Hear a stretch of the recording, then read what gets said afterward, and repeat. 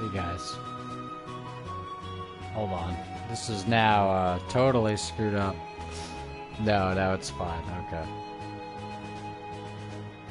Yeah, I think I don't know. I thought coming back would probably be a nice thing to do. So here we are.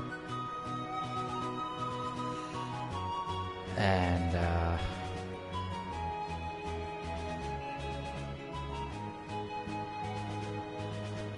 you know what? I think today would be a really good day for doing a decent amount of Sedona Method homework.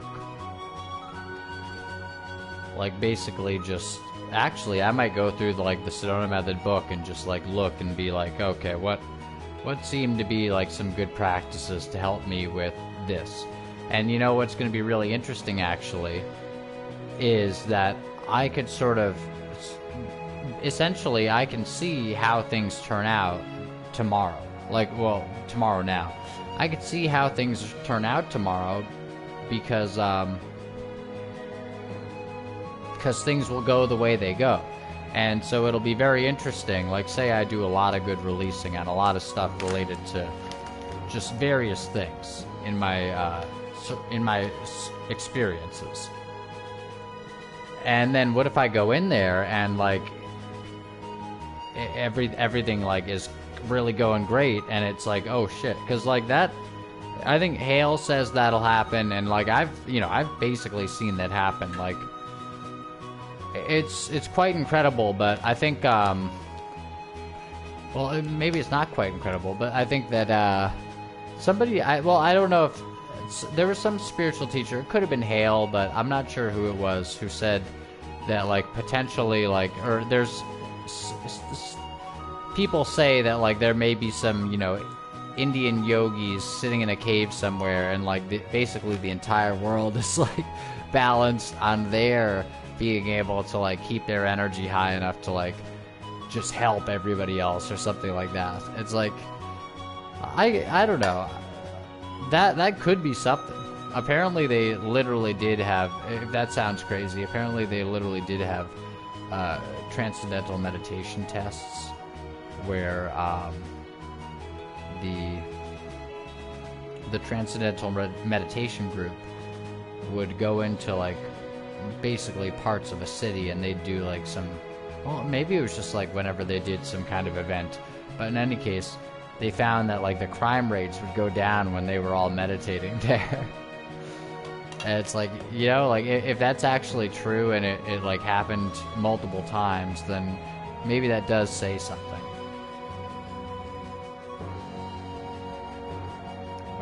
And certainly, you know, one need look no further than their own experiences. And if you say confirmation bias, then I would say, well, whatever would be good enough evidence for anything then. But if you look at your own experiences with meditation, you may find that, or rather with releasing is what I'm talking about mostly. Well, kind of everything, but you may find that stuff you've like released on actually sort of gets better by itself. Or like basically like if it felt like things were really like things were a certain negative way with some person, if you release, then often enough, or like I feel like you may walk in and find that like everything seems to be better. And you may have various explanations for that, but in any case, if it works, then isn't that a great treasure, right? Because it's funny, people might be like, well, I'm going to explain that away. It's like, okay, well, you can explain it as somehow being how you're approaching it, and okay, like the signals that you see, you may be seeing differently, etc. And then you're approaching it in such a friendly way that it goes well. But either way, if the releasing led to things going well, then that it seems like you might be hopping over the message there. the message being, it might be a good idea to release on a lot of this stuff.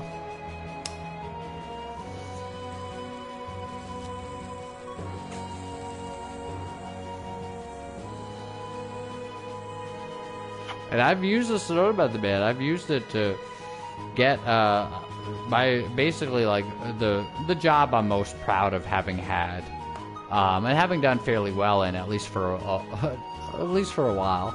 I think generally okay, but you know, in any case, I was getting like a little bit like kind of maybe anxious towards the end of my time there, and in any case, but that job I had done Sedona method stuff because I got a job at Kmart out of college, and then I did get a job through the help. Well, actually, before the Kmart one, I had gotten a job through the help of my friend who had herself gotten a job there at a local newspaper, and I had a journalism minor, so it wasn't like she just like, you know, I literally had a journalism minor and an English major, and so you know, it's like basically I had some qualifications, but I think at the same time, like, you know, she put in a good word for me or whatever, and so I was only there for a little while, man. I just,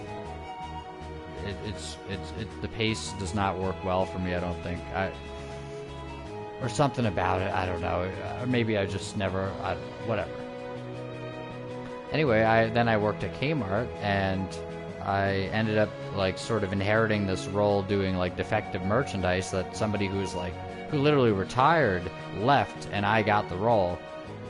And I wasn't there that long either. I think I had been there like a couple months, and then they were like, okay, we'll pick you. And it was like, oh shit. Like, I suppose maybe they looked at the college degree and whatever, and also saw that I was fairly conscientious in what I was doing, whatever.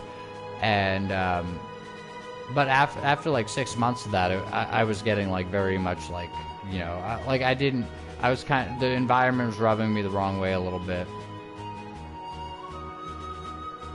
And etc. And so in any case, I ended up leaving that job, and I've done this many times. I think it's kind of the more honest way to do it. What, you're gonna fucking stay at a job while trying to get another one? That's not very honest. I know that's the usual advice, but come on, if you're gonna leave, then leave. Like, it's really like, oh, I'm gonna stay here and pretend I'm still working here while I look for another job. I get that there would be legitimate, like, you know, monetary concerns and stuff, but nevertheless, it is kind of dishonest. Okay, I'll be right back. Hold on.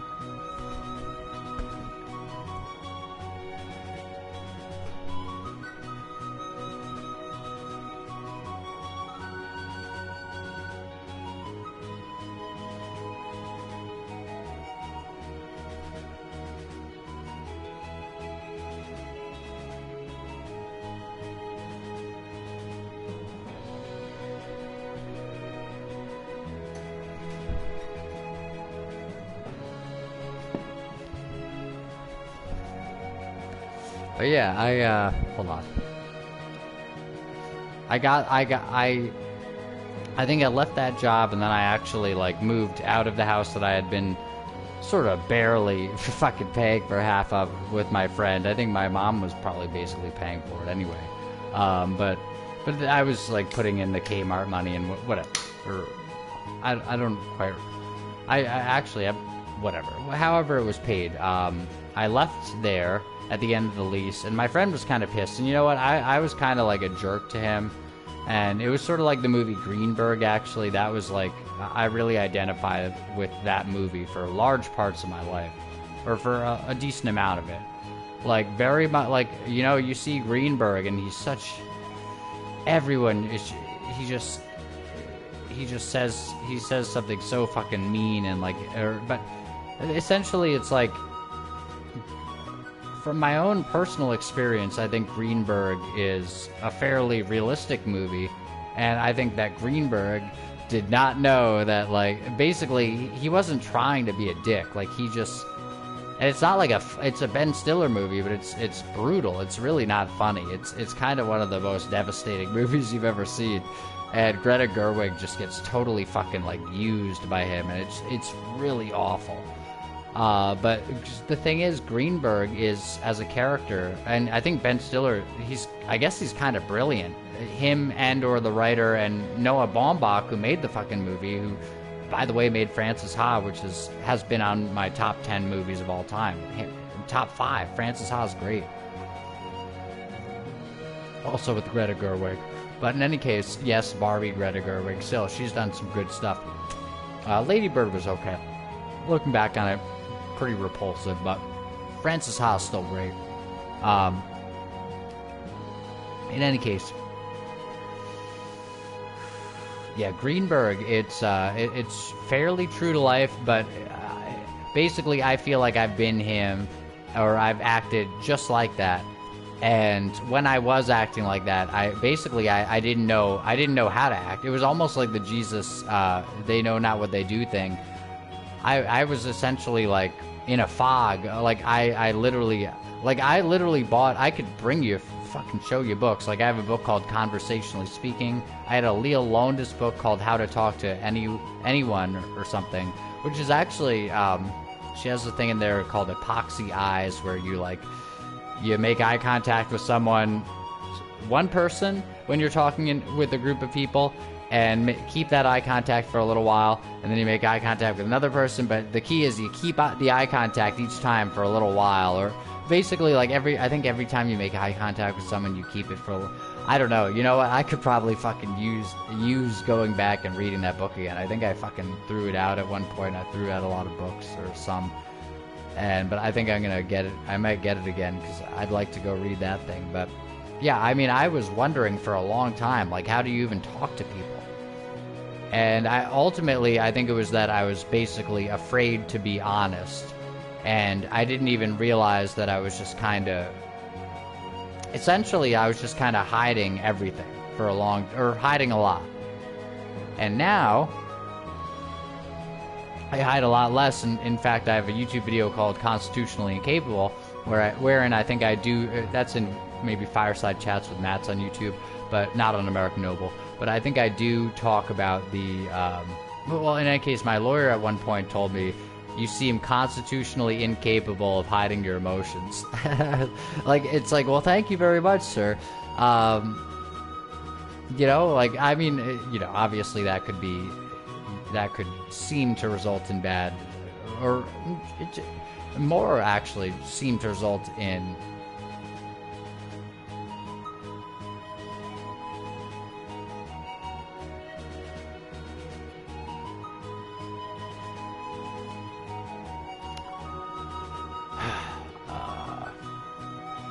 tense experiences, let's say. But